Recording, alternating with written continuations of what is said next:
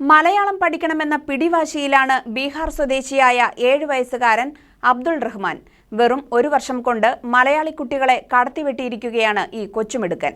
Ayyankavu government ഹൈസ്കൂളിലെ 3ാം class വിദ്യാർത്ഥിയാണ് റഹ്മാൻ. ആനയും അണ്ണാണും ഓരോരോ പ്ലാവ് നട്ടു. ആന എന്നും നനച്ചു കൊടുത്തു. ആനയുടെ പ്ലാവ് വലുതായി വലുതായി വന്നു. ഇത് അബ്ദുൾ റഹ്മാൻ, അയ്യങ്കാവ് ഗവൺമെന്റ് ഹൈസ്കൂളിലെ 3ാം ക്ലാസ് വിദ്യാർത്ഥി. ബീഹാറിലെ വൈശാലിയാണ് അബ്ദുൾ റഹ്മാന്റെ സ്വദേശം. പക്ഷേ മലയാളം പറഞ്ഞും എഴുതിയും മലയാളി കുട്ടികളെ കടത്തിവെട്ടിയിരിക്കുകയാണ് ഈ കൊച്ചുമിടുക്കൻ. അതും വെറും 2 വർഷം കൊണ്ട്. നമ്മയ്ക്കും മക്കൾക്കും ചാർത്താൻ 4ാം കാട്ടിലെ പൊന്മാല, 4 നമ്മയ്ക്കും മക്കൾക്കും ചുറ്റാൻ 5ാം ചെമ്മുകിൽ പൂഞ്ചേല.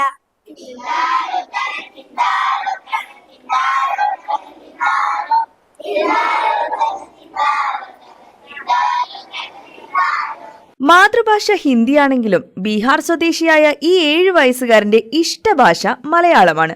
2ാം ക്ലാസ്സിലാണ് അബ്ദുൾ റഹ്മാൻ കേരളത്തിലെത്തിയത്.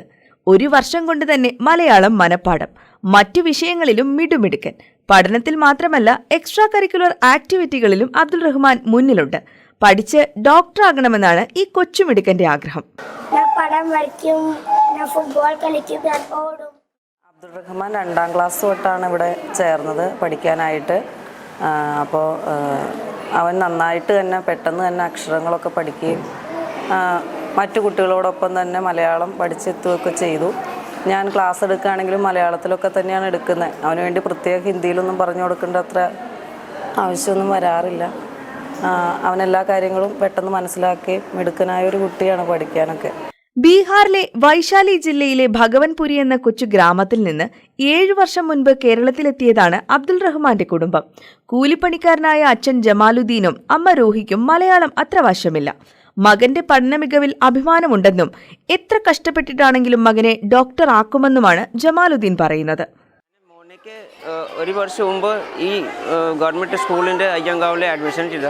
അപ്പോൾ നല്ല മലയാളം പഠിച്ചു, നല്ല സംസാരിച്ചു. വീട്ടിനെ അടുത്തടുത്ത് എല്ലാ ടീച്ചർ പറഞ്ഞ് നല്ല മലയാളം സംസാരിക്കും, നല്ല പഠിച്ചു. അപ്പോൾ ഈ പുള്ളിക്ക് ഇവിടെ തന്നെ സെറ്റിലായി പോയി.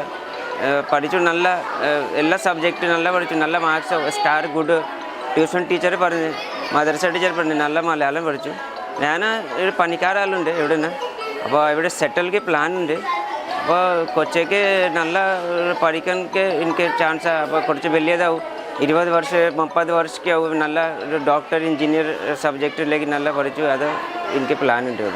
ഭാഷയുടെ കാര്യമോർത്ത് അതിഥി തൊഴിലാളികൾ മക്കളുടെ വിദ്യാഭ്യാസം മുടക്കരുതെന്നും ജമാലുദ്ദീൻ പറയുന്നു.